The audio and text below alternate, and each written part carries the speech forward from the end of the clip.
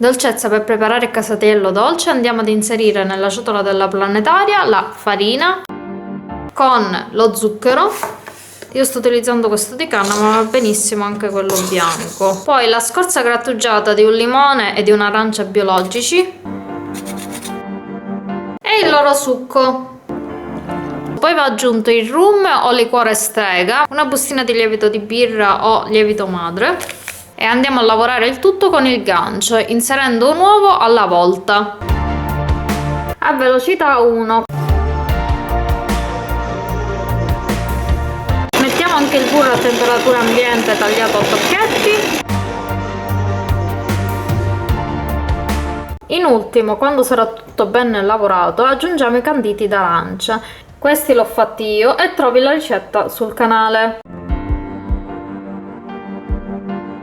Copriamo e lasciamo lievitare a temperatura ambiente per 3-4 ore. Guarda come è lievitato bene.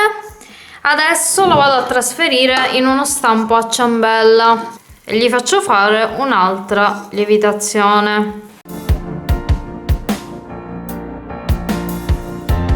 Per essere pronto deve raggiungere il bordo. Se vuoi puoi farlo lievitare anche direttamente all'interno dello stampo, se vai di fretta. Io preferisco fargli fare una doppia lievitazione.